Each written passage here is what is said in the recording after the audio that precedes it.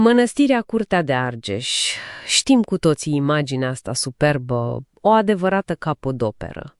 Dar e și locul uneia dintre cele mai intense legende românești. Exact. O poveste plină de dramă, creație, sacrificiu, mult mister. Bine ați venit la acest deep dive. Azi explorăm legenda meșterului Manole. Ne bazăm pe ce? Păi pe balada populară, pe interpretări istorice, tradiții vechi. Da, Și misiunea noastră cumva e să deslușim straturile astea. Vorbim de geniu, invidie, sacrificiu, simboluri care dăinuie. Hai să începem. mă bucur că abordăm subiectul. E fascinant cum legenda asta împletește elemente mitice, știi? Nevoia asta de sacrificiu cu posibile ecouri istorice. Sau măcar niște cutume, niște obiceiuri străvechi. Și mănăstirea e acolo, martor de piatră. Exact. Punctul central al poveștii, practic. Bun, pe scurt, pentru cine poate nu știe toate detaliile, legenda zice așa: Neagoe Basarab vrea o mănăstire unică în lume. Fără egal, da. Îl angajează pe meșterul Manole și echipa lui, dar apare o problemă. Zidurile începeau să se surpe noaptea. Orice construiau ziua. Se dărâma, un blestem, parcă. Și atunci Manole are un vis. Sau o revelație, mă rog. Soluția. E teribilă. Trebuie zidită prima soție care va veni a doua zi cu mâncare meșterilor. O soluție cumplită și soarta face ca prima să fie chiar Ana, soția lui Manole. Exact. Unele variante spun chiar că era însărcinată. Momentul zidirii e cutremurător în baladă. Se aude acel strigăt din zid. Ăla celebru. Manoli, Manoli, meștere Manoli, zidul rău mă strânge. Te trec fiorii. Da, dar stai puțin. Există și o altă perspectivă, nu? Una mai pământeană, să zic așa. Corect. Există interpretări istorice, de exemplu cea susținută de istoricul Ștefan Dumitrache. El sugerează că moartea Anei s-ar putea să nu fi fost un sacrificiu ritualic, ci poate rezultatul unei revolte. O revoltă a meșterilor locali. O revoltă? Împotriva lui Manole? De ce? Păi, gândește-te. Manole era poate văzut ca un străin. Sunt sugestii că ar fi avut studii undeva în Imperiul Otoman, posibil la fel ca meșterul Pietrar, care a făcut ornamentele alea superbe. Ah, ok. Și asta ar fi stârnit invidie. Exact. Invidia meșterilor locali. Și atunci sabotajul devine o explicație plauzibilă pentru surparea zidurilor. Și pentru durata construcției, 5 ani. E enorm pentru o biserică la vremea aia, care se făcea în câteva luni. Deci, în spatele legendei poetice, o posibilă realitate mult mai sumbră. Gelozie, conflict, poate chiar crimă. E o posibilitate.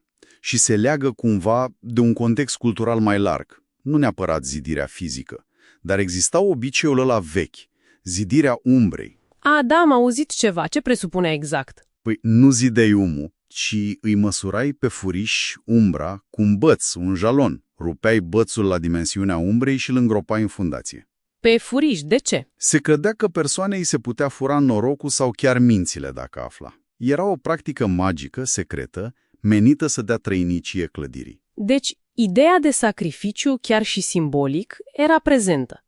Pentru a asigura durabilitatea. Interesant. Foarte interesant. Cum credința asta în necesitatea unui sacrificiu, fie el și simbolic, era legată de marile construcții. Dar tragedia din legendă nu se oprește la Ana. Ce se întâmplă cu meșterii? Și finalul lor e brutal. Așa e.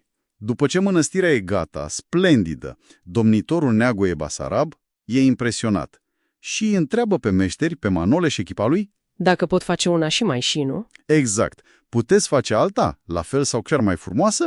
Și ei, mândri, poate puțin nechibzuiți? Zic da. Normal. Și răspunsul ăsta le e fatal. Domnitorul, de teamă că măreția ctitoriei sale ar putea fi egalată sau întrecută, Ordonă să se dărâme schelele, să rămână blocați pe acoperiș. o decizie cruntă, într-adevăr, să se asigure că nimeni nu va mai putea construi așa ceva.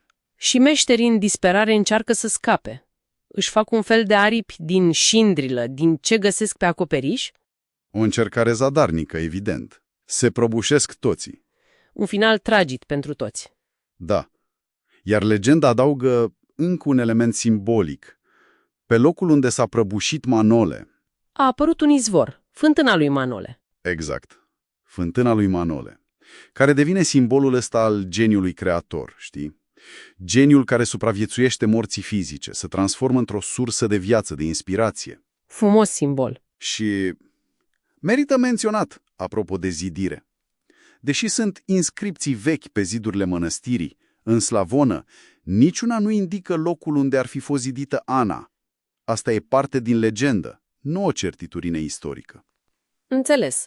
Deci, ca să recapitulăm puțin, avem mănăstirea Curtea de Argeș, o bijuterie arhitecturală, avem legenda ei, născută din sacrificiu, fie el mistic, fie rezultatul invidiei umane. Da.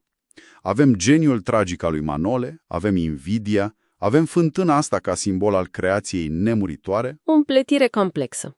Capodoperă și tragedie. Mit și posibilă istorie. Mai întunecată. Toate coexistă acolo, în piatră și în poveste. Și tocmai de asta, legenda rămâne relevantă, atât de puternică, pentru că atinge teme universale, nu?